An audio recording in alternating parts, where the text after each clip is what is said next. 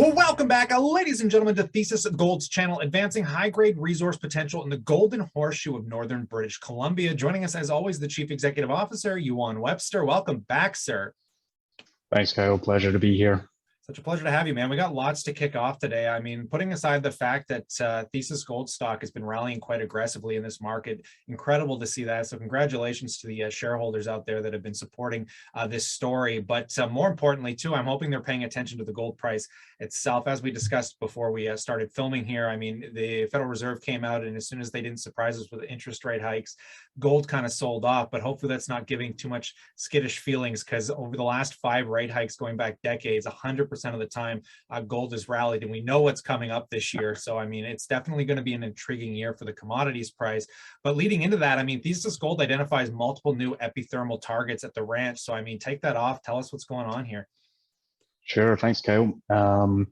Yeah, I mean, a range of new targets that we identified here, and it's really coming from ground exploration work and geophysics. And last week's press release was focusing on the geophysics and the IP particularly.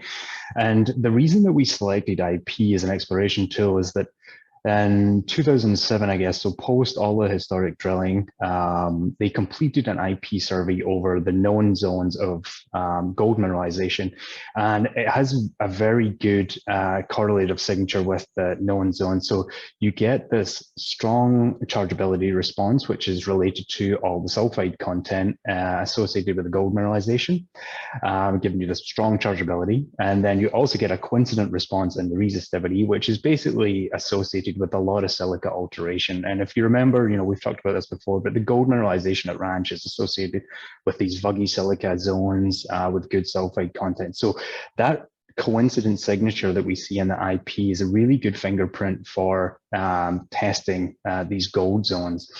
So we decided to do 2 separate surveys, and one of them was for the Albert's Hump area, which was the focus of last week's press release, and it was just over 4 square kilometers. And what we saw was a number of new targets that are shallow in the subsurface that extend a long strike for, or one of them anyway extends a long strike for over 500 meters. It's shown that same coincident response.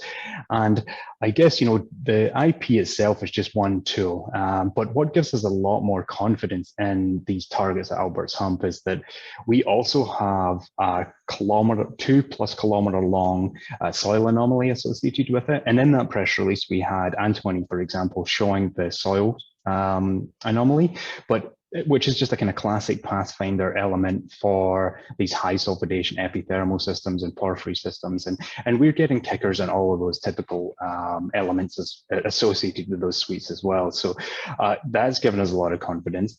In addition to that, we focused last year as part of the exploration program on really trying to work out what was going on with the alteration mapping and the geological mapping. And we've mapped at Albert's Hump a vast area, 2+ kilometers of kind of silica alteration and buggy silica zones. And as I mentioned, you know, those are related to the gold mineralization. So they're coincident with the IP, they're coincident with the soils. So, you know, we're ticking all the boxes here.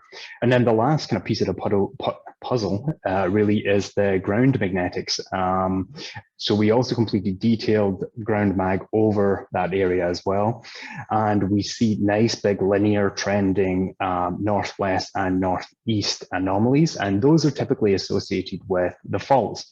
And it's the faults that have been the conduits to the hydrothermal fluids and essentially the gold mineralization. And adjacent to the faults where we see kind of magnetic lows or the signature's a bit broken up, that's typically associated with magnetic destruction of the volcanic host rocks. And that is with silica alteration and the gold mineralization. So a little bit technical here, but my point is really that there's a lot of lines of evidence to suggest that these are very strong targets, you know, from the ground magnetics, from the IP, from the mapping, from the soil anomalies. So a range of these new targets will be tested as part of the 2022 program. Great to hear, man. I mean, there's going to be lots to look forward to in 2022 between the gold price, what you guys are advancing here. I really appreciate these insights today, Yuan. Thanks for coming out. Nope, thanks, Kyle. Pleasure to be here as always. Always, man. So on that note, let us know what you guys think in that comment section below. Consider subscribing for those updates as they come down the wire. But in light of this, stay cool, stay awesome, and I look forward to catching you guys in the next one.